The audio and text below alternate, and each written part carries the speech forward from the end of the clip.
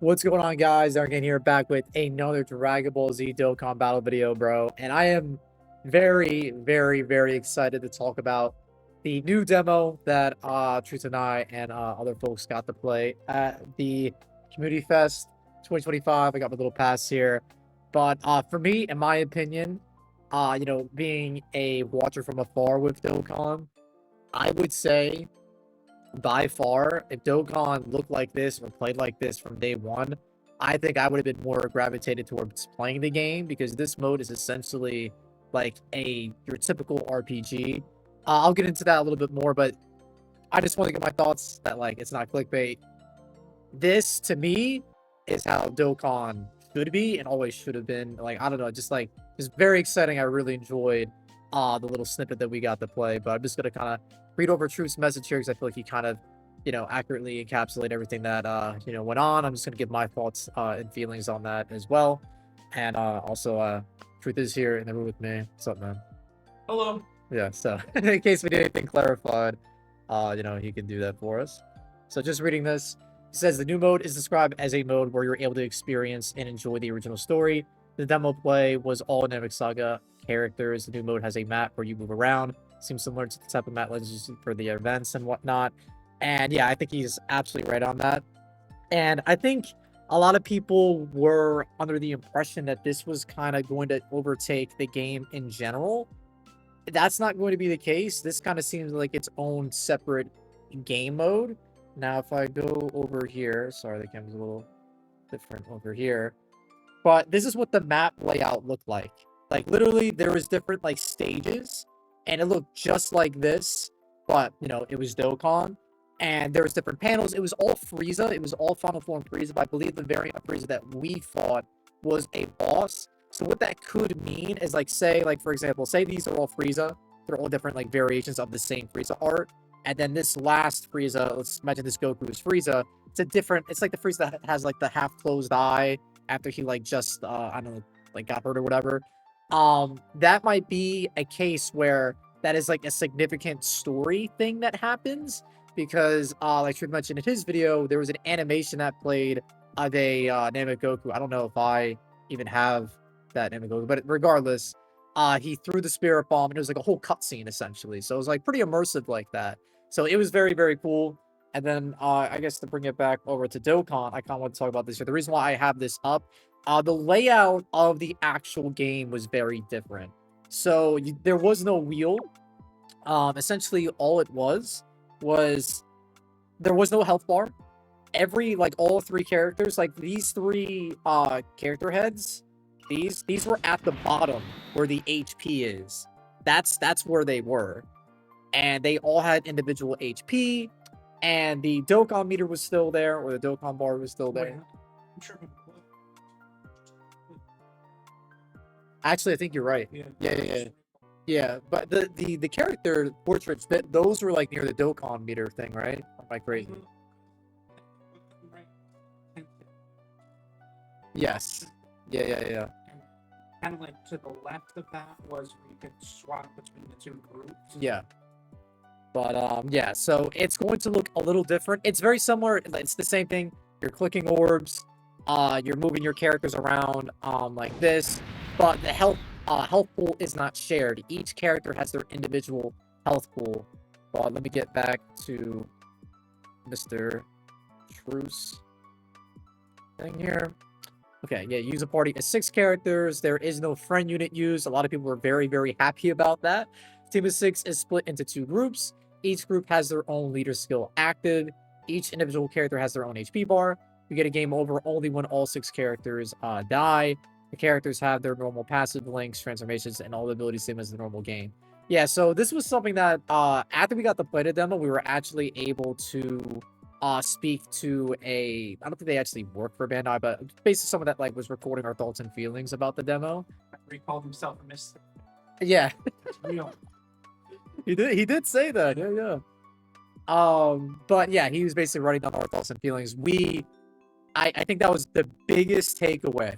The absolute number one takeaway, I mean, Truth could speak to it as well, was the friend system. I think from what the guy described as well, everybody was applauding the fact that the friend system is not a factor at all in this game mode, minimizing RNG in that, you know, sense, which is, you know, fun. I think that keeps the game a little bit more fun. You have the ability to start a turn, swap to the second group. Doing this takes a charge use. Yeah, so in the bottom right of the screen here, so if I go back over to Dokkan, if I go back over here, in the bottom right, there was like these 3 squares. And if you clicked on it, you would be able to swap to your other 3 characters. And the 6 characters were, there's 3 Ginyu Force. It was Ginyu, Rakumen, Goldo, and then Berter and Jace. And then the other 3 were Int Namek Goku, the blue buff full power Frieza, and I think it was like Gohan and Piccolo. That team sucked. That team was really, really, really bad. I threw in Namek Goku in slot 1, and he nearly fucking died instantly. So I instantly swapped to Ginyu, and I just stayed as the Ginyu team. But if you look in the bottom right where you see like next up, this is where that exclamation point, like caution sign thing would be that Truth was talking about. They have an intensity thing. And the way the intensity meter works is every time you don't swap to your other team, the intensity increases. And I believe the first increase is you lose the ability to dodge. And then I think you start to lose things that you can do, dodging, getting critical attacks, being able to additional. And I don't remember what the last one was. I thought it said that the boss is able to get another super attack. But was it something different, Truth? Oh, that could have been. I thought that's what it was. Yeah. Yeah, I thought that's what it was, but I could have misread it. But yeah, essentially the boss is going to be getting perks throughout the fight if you don't swap to the other team. So, and again, for me as a new player, of course, I really appreciated the fact that, say, like, it's just these 3 characters, and then it's the other Omega, Nova, and other Omega, right? I can just swap between these 2 teams as I like, right? And now what's interesting about it with those 3 square charges that I was mentioning before is you get, with one, so each swap gives you a different, like, bonus, or nothing. So the 1 square just allows you to swap. Just allows you to swap, you don't get additional damage, you don't heal, nothing like that. If you use 2 squares or 2 swap charges, you'll heal the team that you're swapping. You'll either heal the team that you're swapping out of by 30% or the one that you're about to swap into. You heal, essentially. You heal by 30%. And then the final one that uses all 3 of your swap charges is the most interesting one. I think, did it give you like 100% attack and defense? Something crazy like that? Yeah. Yeah. I used it though, and it didn't feel very powerful. Okay. So maybe I just got lucky with crits then. Because when I used it, I instantly swapped into Ginyu. They like, I was clearing the event so fast. Okay. I think I did. All Goku side. Yeah. Okay. Yeah, that'll do it. Yeah. So the Ginyu side was carrying in this fight essentially, but yeah, dude, it was just really, really cool, and it felt like a genuine RPG. Like, say you're getting hurt with one of your 3, you swap to the other, and you have some incentivization to like manage that well, because if you stay on one set of 3 too long, the boss will get perks, and you'll also be missing out on the swap charges. Now, the swap charges, the 3 squares, the only way you can replenish those is by doing Dokkan attacks, and those fill up so quickly in this this new game mode.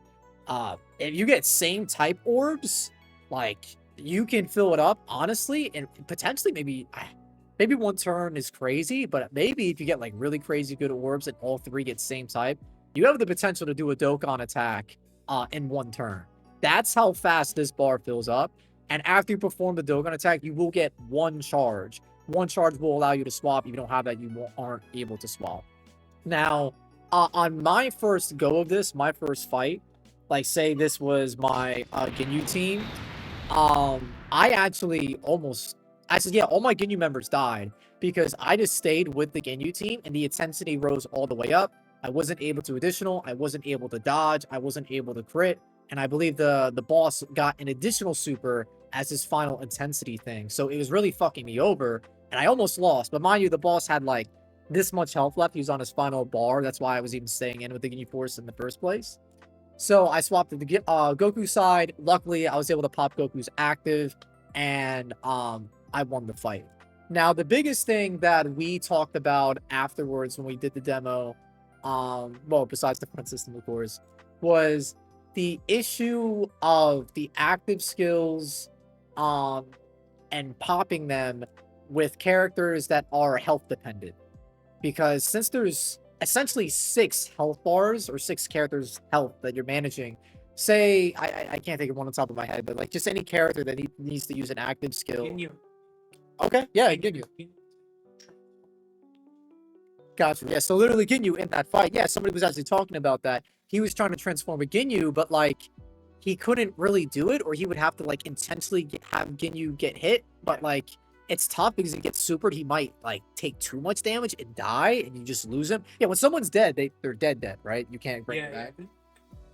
Yeah. We also don't know how revives work in this. I don't know if it would automatically swap you to your other team. They did not talk about that. They gave us teams to fight against the Frieza here. So that's kind of concerning because, you know, say if you want to use an active skill and you need to be under a certain health percentage, it's going to be a lot more difficult to proc that because of the restriction there, or just because of the individual health pools that are there. But my bad, let me go back to the post. Kind of rambling a little bit. All right. As he says, enemy increases balls hits harder and eventually can cancel your ability to dodge. Yeah, so super attacks deal massively increased damage. So your encouraged to swap groups to keep the boss from getting too powerful. After beating the boss, who was Final Form Frieza STR, anime Goku Spirit Bomb animation played. Yep, and it was like a little cutscene, which was very cool. Rewards are new customizable card effects you can apply for your characters. Both LR and TUR characters were shown with new effects. STR anime Goku in particular, this effect looked incredible. And truth, that's is that a TUR? Yeah. Yeah, I think that was the takeaway we had as well. Is that TUR? Gotcha. Okay. Yeah, so I think that was like one of the takeaways for me as well. Is that the TURs seemed, it looked a lot more interesting. Now, a way I guess I could describe it is like, truth, how do stickers work? I don't think I've ever put a sticker on a character. We use a TUR character. It's either a Dokkan Fest or it's a character. Is it just like in the background art, essentially? Yeah.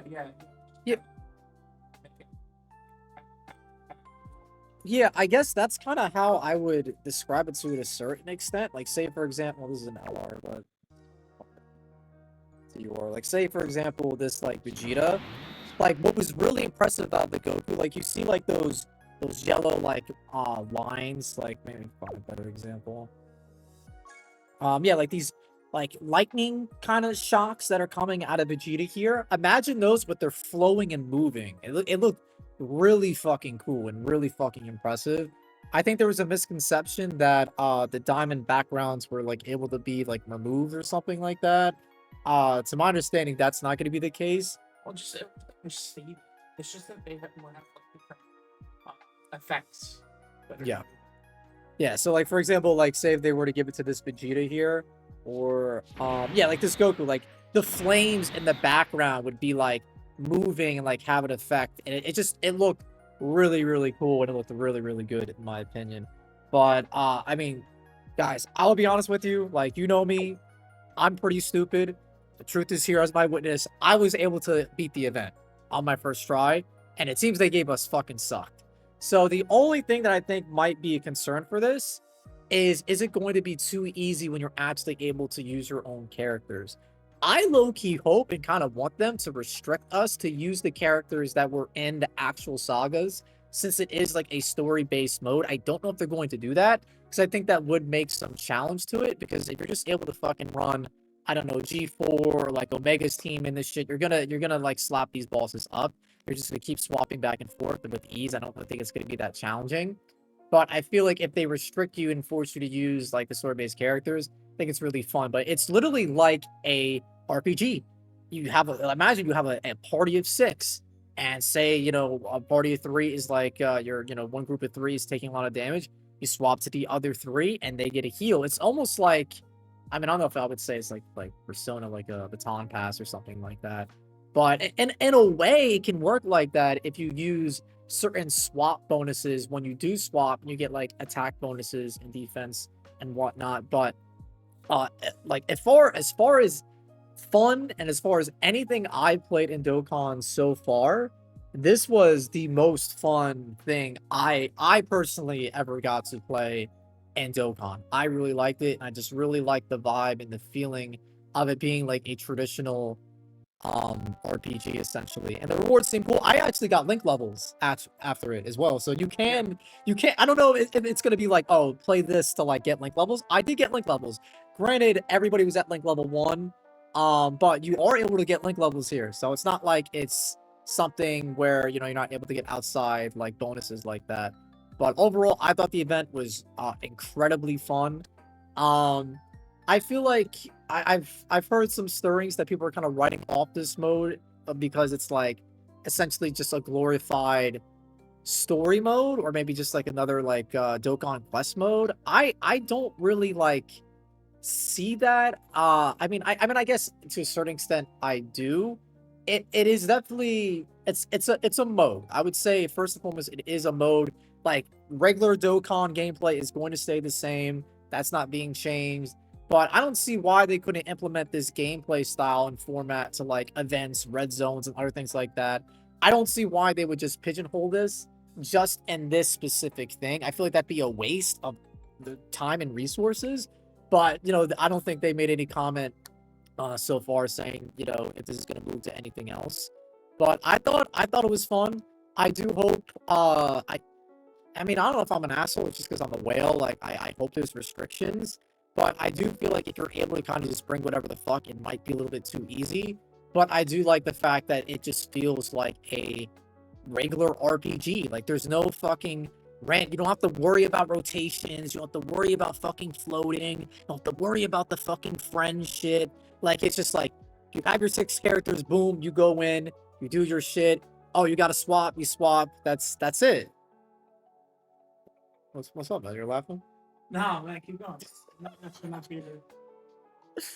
Bro, listen, the floating and the rotation shit, I'm sorry, dude. To this day, it's gone over my head. I don't know. I mean, it's just, I don't know, man. It's fucking tough. But yeah, guys, that's essentially the video. I just want to talk about my thoughts and feelings. I am very, very excited for this mode. We don't know when this is coming. I presume. Do you think 11 Danny is too far, or do you think that's realistic? Probably it. Soonest. Okay. Well, to be fair, as we were playing it, they specifically said that it wasn't like finished. Like there was still like Japanese text with like the English text, so there's still even translations they're not even done with yet. So, just to give you guys a little context there. I mean, fair enough. Fair enough. I guess for me it was a little bit different, but yeah, overall, guys, I'm very excited. Hopefully they give out more information in like future producer letters or just like live streams and whatnot.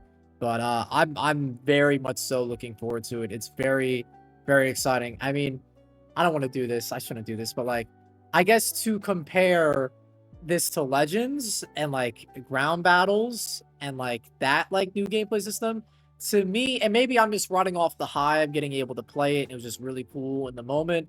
But to me, this seems like actually more so something new, not just like an additive to what we have. This genuinely is something new that is different, as opposed to just like adding on to like the regular gameplay. It technically is a new combat like style thing, whatever they originally called it, but it is like separate. It is separate. It's not taking over.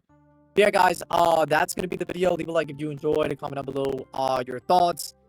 If you're excited about the mode, if you're kind of like a little uneasy about it, if you're wary about it, I'm not sure how it's gonna work.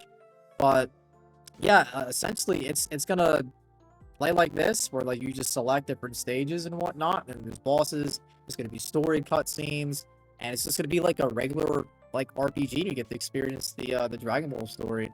I mean, half of you fucking said I never watched it, right? So maybe that'll be good for me. Yeah, all right. Okay. All right, guys. I'm out of here. Subscribe, and I'll catch you guys next time. Peace out.